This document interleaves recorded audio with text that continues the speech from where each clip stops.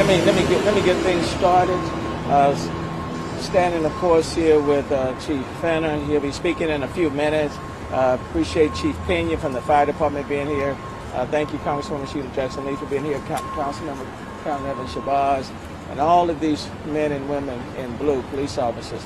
Kind of give you a brief update, and then I'm gonna turn it over to Chief Fenner. Let me just start off by saying we are certainly praying for our police officers who were shot today. I will tell you, one was shot in the foot, one was shot in the leg, and one was shot in the arm. All of their injuries are non-life-threatening. Had a chance to visit with each one of them and even with some of the family members. All three officers are in good spirits. All were talkative, and we expressed, number one, our support of them, how appreciative we are of their service, and how grateful and thankful that their injuries were not a lot worse, because it could certainly have been a lot worse. So again, all of them are in good spirits, and their injuries are non-life-threatening. Had a chance to talk to all of them. This has been a tough week, starting on Saturday. It's been a tough week. It's been a tough week for law enforcement, and it's been a tough week for the city as a whole. Quite frankly, for the city as well as the county. What it indicates again is that being a police officer in this case, or in law enforcement, is an inherently dangerous job. Every single day, when these police officers leave their homes, go on their particular shifts, not knowing what they will encounter in that day, being a police officer is an inherently dangerous job. And so I cannot tell you how proud I am of every single law enforcement officer that serves our city, that gives their all in the service of our city. And so I want to ask the people in this city to continue to lift them up, to continue to be very supportive of them, to let them know that we are very supportive of them and that we appreciate them doing everything they can to keep the rest of us safe. These are inherently right now dangerous times, and that was demonstrated again today. We are living in inherently dangerous time, and it's going to take all of us working together to create and have a very safe city. There are a lot of guns on the street. Quite frankly, there are just too many that are on the streets and in the hands of people who will use these guns at a second, on a notice. And again, this is one of those situations. Person gets out, person starts shooting. And now we have 3 police officers who are in the hospital with gunshot wounds. So I want to continue to be supportive. Now, let me just say this. The chief and I, on next week, we'll lay out some additional steps that we intend to take in this city to do our part as a city to try to make this city a safe city in which to live. So next week we'll lay out some additional steps. I won't go into those steps today. But I'm going to ask people in this city to work with police, to work with Crime Stoppers and others, to participate in helping to make this city a safer city. And if we work together, we will do that. We're going to get through these times. And I know there's a lot of people are fearful right now, justifiably so, but we will get through these times. But in the meantime, please pray for these 3 officers that their recovery will be very quick, that they'll be able to get back on their feet and then get back to their jobs in the line of duty, doing what they love to do each and every day. Having said that, Chief Fenner, let me turn it over to you. Thank you, Mayor. Thank you, Congresswoman, Councilwoman, Chief Pena, Union, and all other leaders. Thank y'all for standing with us. Mayor's hit on a lot of the points. I just want to say one thing. I want everybody, all our leaders, before I update you on what happened out here on this scene, no more excuses. Everybody, take an active role and get intentional in doing whatever you can do to fight gun violence in our city. Period. It's not really a difficult thing. Bad, dangerous people, it's a place for them, and that's in jail. But let me give you the update. So approximately 2:42 p.m., officers responded to a residence on the 1500 block of Trolley Street. The suspect at some point spotted the officers. He took off in a vehicle. Officers pursued the suspect to McGowan and Hutchison Street. The suspect crashed. Officers, as they got out of the vehicle, the suspect immediately fired upon the officers, striking 3 officers. All the officers returned fire. It is unknown at this time if that suspect is hit. Once he got out of that vehicle, he carjacked at gunpoint a white Mercedes-Benz. Other officers pursued him to a home in the 1800 block of Lockwood. Officers surrounded that house. The suspect fired multiple times. Thank God he didn't strike any of the officers. Officers returned fire. Again, we don't know if that suspect is injured. He's still in the home. We treat it as a barricaded suspect. We'll give you an update as I receive it. The last update I received a few minutes ago, he's still in the home. We're trying to negotiate to get him out. We got 2 crime scenes. The officers who fired, they're going to be on administrative leave after they get out of the hospital. But the mayor said it. And we're just grateful to God that they're all right. It's been a tough week for law enforcement in our city. But the two law enforcement officers that we lost, continue to pray for them and their family as we plan for their funerals. It is tough. When I received that call today, 3 officers down, and you don't know the condition. But I'm going to tell you, stand by your law enforcement officers. Stand by the justice system. And we're going to continue to work here in Harris County, Harris County, to make sure we're doing everything we can do. But we need help from everybody. And remember what I said. And this doesn't go for individuals who need treatment, suffering from drug addiction, or mental illness. But these violent individuals, I'm damn tired of them. And we need to stand up as a community and do whatever we got to do. If that is to have more jail capacity, let's get it done. No more excuses. Questions? I'm sorry. Let me just say this. I do want to thank the police officers who transported these wounded officers to Memorial Hermann. And I want to thank the Houston Fire Department, Chief King, for being right there promptly and for transporting officers to Memorial Hermann. And then let me thank the medical team and the staff, the nurses, the doctors here at Memorial Hermann each and every time. They do an exceptional job of going over and above, providing excellent medical care to our officers, to firefighters, to people who find themselves in need of care. You just couldn't find a better place. So, we took the time, in addition to thanking firefighters and police officers, thanking the medical team and the medical staff. I do want to say that, we provided resources to the police department. We'll provide even more. It's going to take all of us at every level to step up and to do our part to make this a safer city. And we will. We will make this a safer city.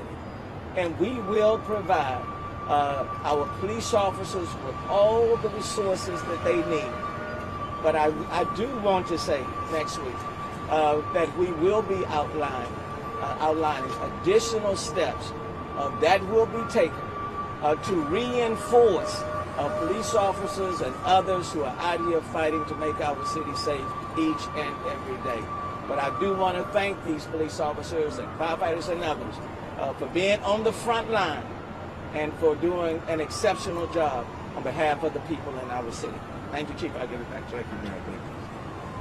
Go ahead. Question? What was the original call? How did they end up coming in contact? Just some type of disturbance call, family disturbance, possibly because it's at a residence, but it's still active, and that's what I have at this time. Go ahead. Chief, told me that the gunman might have been using a weapon modified with a killer switch. I can tell you this, and I can't confirm it because but what it officers described it as an automatic, a fully automatic weapon, and that's something else that we need to address in our community, and we will. Do you think is the suspect still alive? I'm not sure. I don't know. They're still out, trying to negotiate with him and get him out, so we don't know at this time. Has he been communicating? No. We're live in Spanish. If I don't know if Chief Peña can tell us in Spanish the condition of the officers. Yeah. Give us 1 second. We're gonna get through with these, and then we'll do the. Hold on. Let this pass.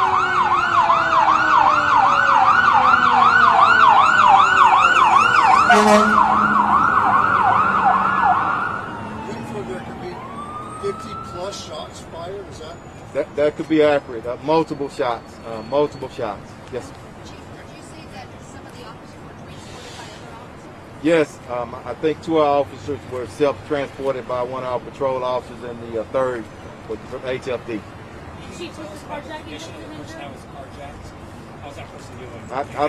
I hadn't heard any injuries on that, and we hope that's the case, but we'll follow up with you on that because I don't know at this time. One person over there, I can't see through the lights. But that was the same question, but did you find other weapons inside the Charger? that's part of the investigation, and at this point, I don't know right now. That scene's still active. Go ahead.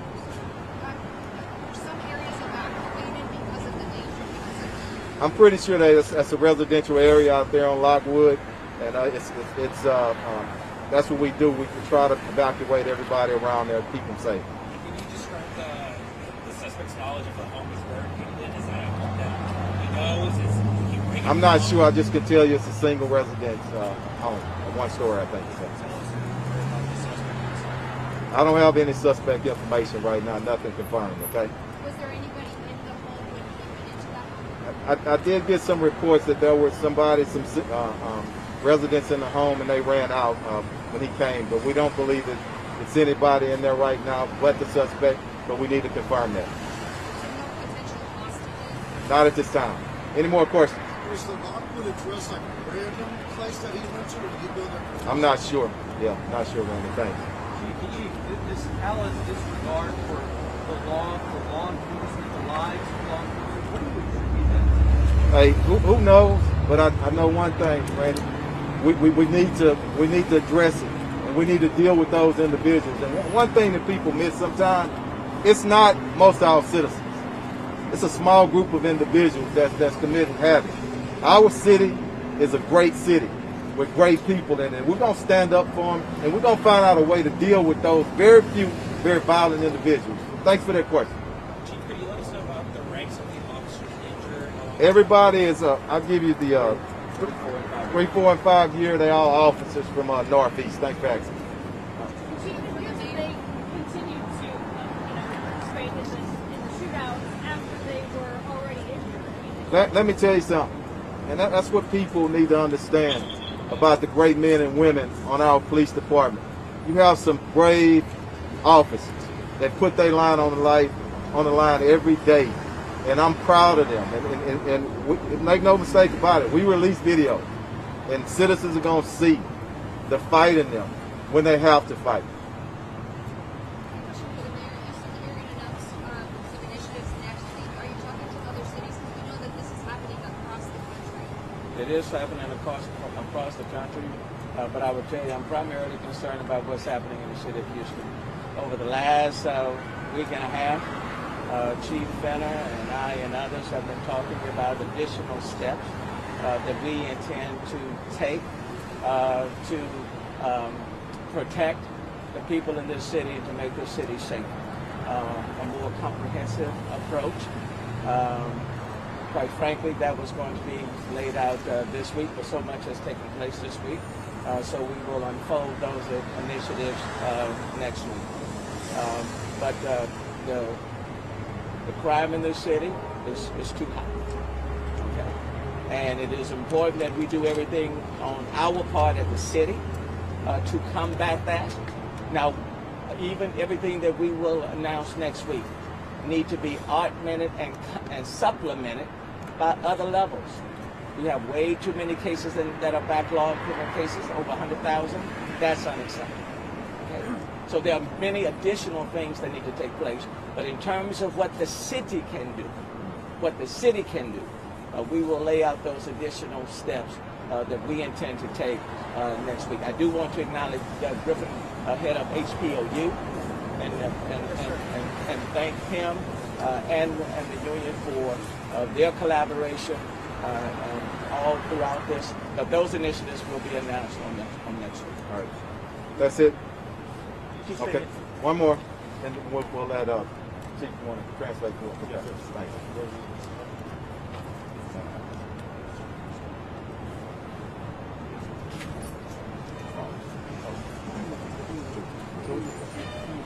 Bueno, buenas tardes. Mire, estamos aquí para informar a nuestra comunidad que esta tarde, más o menos como a las 3 de la tarde, comenzó los policías, el departamento de policía, a seguir un sospechoso.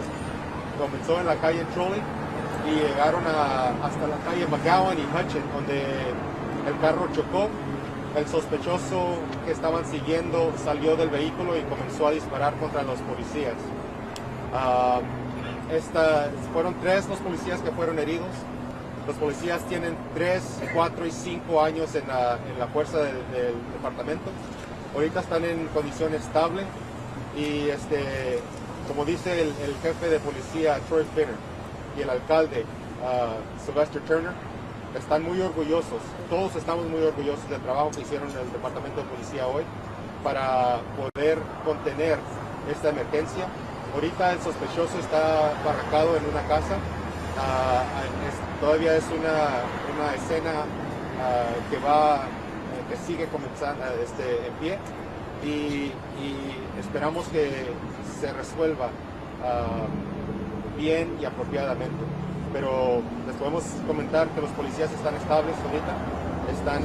Esperamos que se recuperen a un 100%, pero queremos que la comunidad los tenga en su pensamiento y que recen por ellos y nuestra comunidad, que ahorita estamos viendo mucho crimen en esta comunidad.